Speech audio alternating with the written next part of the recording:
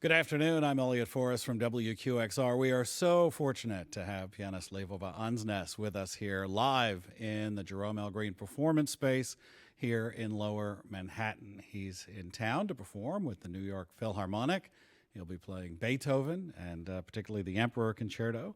The Wall Street Journal has called Leif Ove one of the most gifted musicians of his generation. Leif Ove has performed piano concertos and recitals all over the world with the best orchestras and conductors, and he's also about to release a 36 CD Warner Classic retrospective of his work, the recordings from 1990 to 2010. We're going to talk to him about that project and the New York Philharmonic and a lot more, but first we're going to hear him perform. This is music of the Czech composer Leos Janacek. Leif Ove Andsnes, live from the Green Space from WQXR.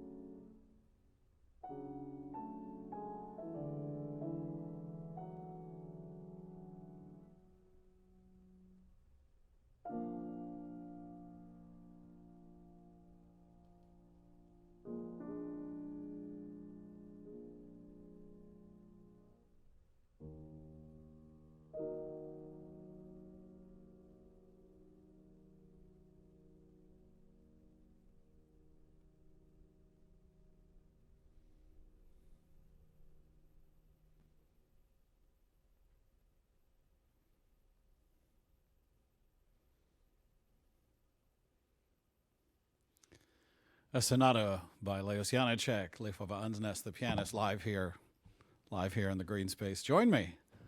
That was beautiful, dramatic. It had a lot of colors in that particular piece. Very sad piece. Yeah. I understand there's a bit of a turbulent history that Leos Janacek wrote the piece and then he destroyed it and then later in life he brought it back. Tell us more about that history. Incredible story. About the origin of the piece is that Janacek spontaneously wrote this after a worker was killed in a demonstration in Brno. 1st of October 1905, that's why this sonata has that title. And then there were originally 3 movements. There's the first one, foreboding, second movement, death, and there was a funeral march. And the lady who did the first performance, she later on, Janacek actually threw away the manuscript. He decided, it's not good enough.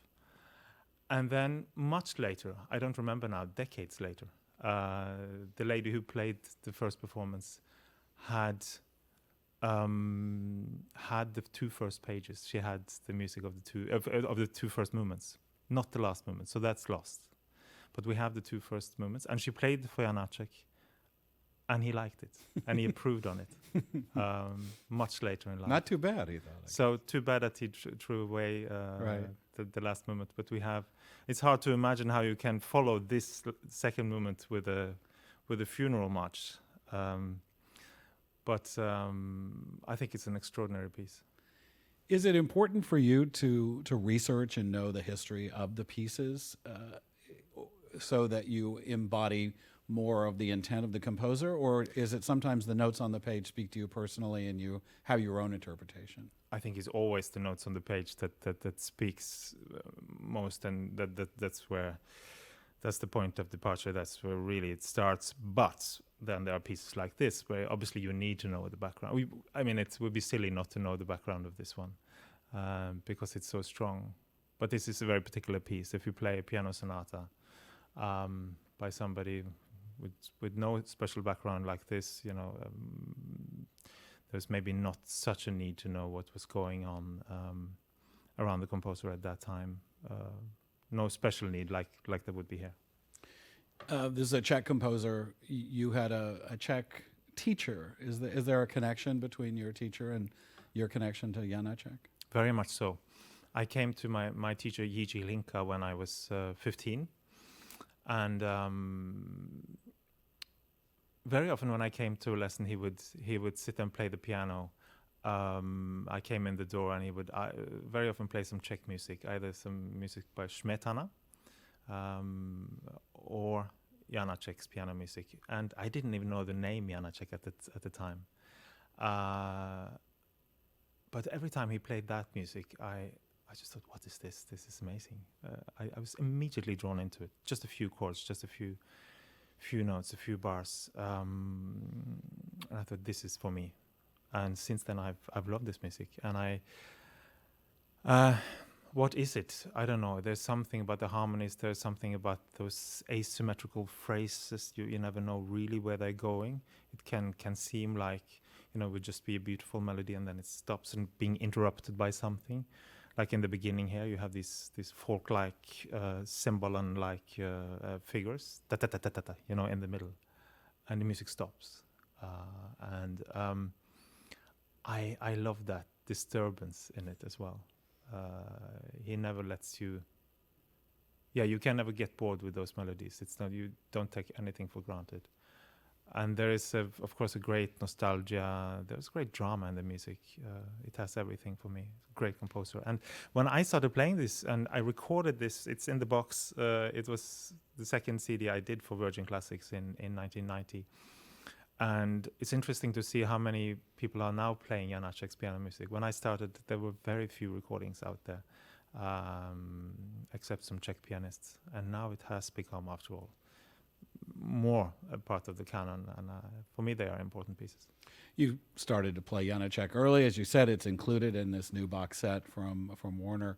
36. I've opened the box. I've just looked at the CDs. Of course, we played many of these recordings on WQXR over the years. And this is just up until 2010. Yeah, these are the recordings I did for Virgin Classics and EMI Classics, which is now all under the Warner umbrella, owned by Warner Classics, and that's why Warner has released these CDs. And they presented me with the idea, and I was very surprised that I had done 36 CDs in these 20 years. I didn't know that the number was so. Yeah, I'm curious as to your reaction as to the body of work. I'm also curious are recordings a bit of a snapshot in a way, in that you might play it differently now, so when you go back to this 20 years, you're in a different place? Of course they are, in a way. On the other hand, we musicians know that it will stay out there. And so I prepare for recording in a way of trying to play many concerts, meet the audience with this repertoire. And I've been lucky in that my concert activity and my recording activity has melted together in a very nice way. I was also very lucky to start in 1990. This was the time of CD boom.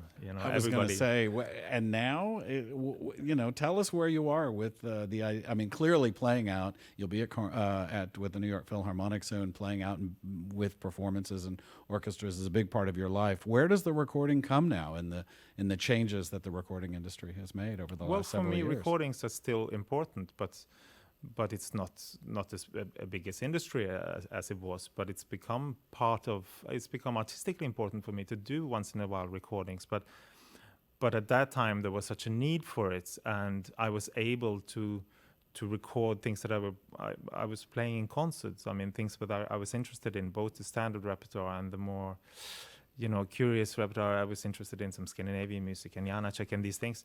I look at many artists who were not able to do that and had a sort of separate recording career with maybe they were asked to do special things for recording, and they did other things in concert. So I feel very lucky that it's been all very well integrated in my life. And recordings also gave my choice of repertoire real direction. Very often I would come up with a project and think, okay, for the next 4 years now I will really do a lot of Schuberts because I also want to record them. And so recording has really been a blessing in my artistic life.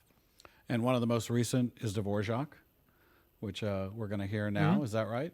That's right. For the last 10 years or so, I've recorded for Sony Classical, and the last one is Dvorak Poetic Tone Pictures.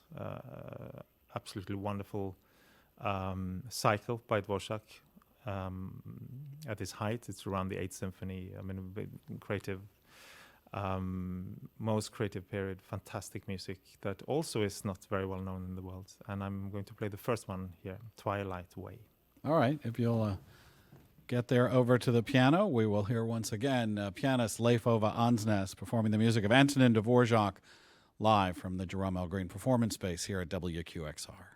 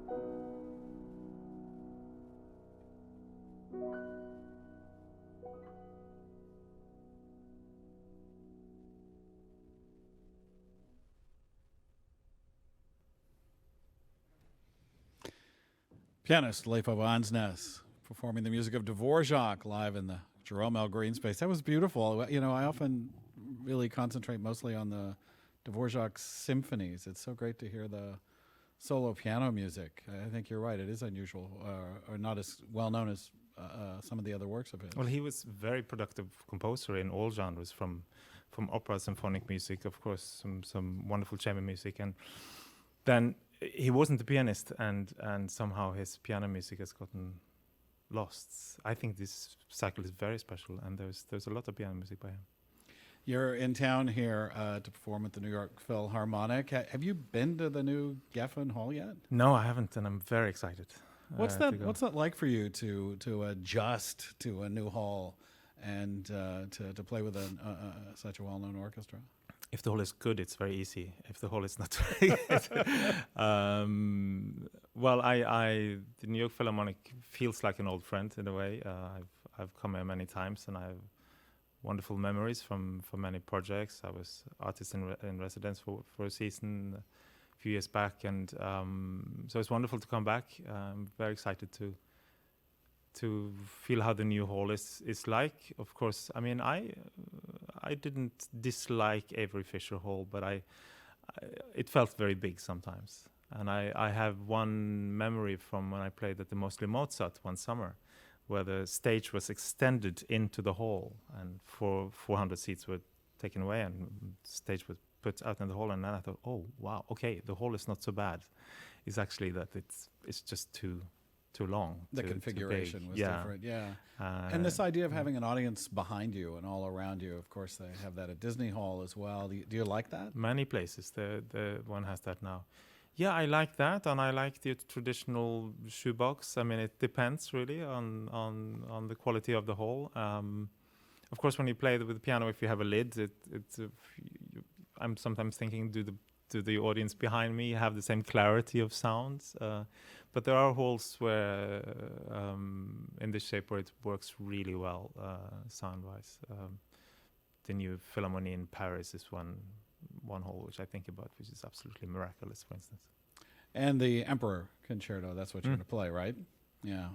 Tell us about working on that. Where are you in your life with this particular piece? Well, I did a big Beethoven project between 2012 and 15, where I played all the Beethoven concertos and recorded them with the Mahler Chamber Orchestra, and again and again I played these pieces so much. And actually, this is the first time I'm again picking up one of the Beethoven concertos after that. So it's taken 8 years, and the Emperor is the first one.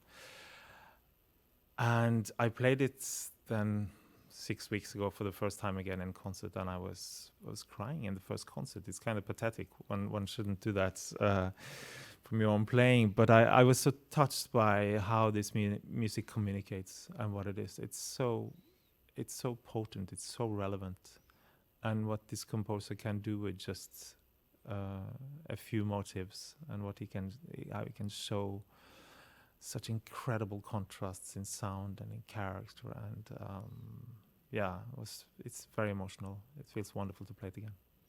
And take us inside that rehearsal as well as the performance with, say, the New York Philharmonic. What kind of conversations do you have with the conductor to come to some agreement about how you're going to play it, tempo, what you might disagree about? How does that relationship work? Well, sometimes it's discussion. Sometimes it's simply offering something on stage, and you feel what the other one wants to go. And in such a piece, there are places. Many places which is led by the soloists, other places which are led by the conductor, and where you have to feel together. So that's also experience, with the piece, and I know where I have to be very attentive to the conductor and where I can feel free and go my way, and the orchestra goes with me. And other composers, again, where you are right now, I know that your interest, or an interest of any pianist, changes over time. Perhaps interest in new composers as well. Where's your head at regarding music you'd like to do next? Well, different things, and I played quite a bit of Brahms recently. I have a chamber music festival in Norway, in Rosendal, And we did lots of Brahms this summer, also some Ligeti. So it was pretty intense festival with these two composers.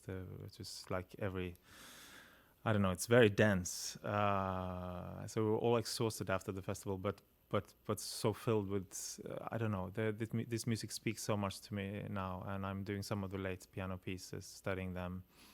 And it's interesting now, after having played the Dvorak, I'm going to play some Brahms, and how it sounds so different from the Dvorak, because the Dvorak is very transparent, full of,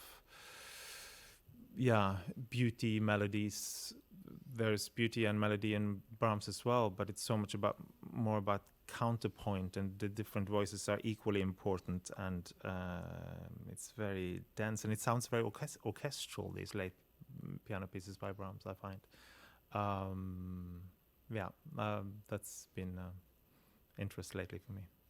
It doesn't escape me that you play without any sheet music. I'm just curious, how many pieces do you have actually in your head, in your fingers, do you think? Quite a few, but some of them are stored more in the back of the head than others. I can play, I don't know how many I could just play on the spot, but most of them are I need to look at again, and then it's very interesting sometimes if I haven't played a piece for, let's say, 10 years, and I'm looking again and I think, oh goodness, I need to start not from scratch, but really build this up again. But then the second time I look, it's like suddenly the fingers have been reminded of something, and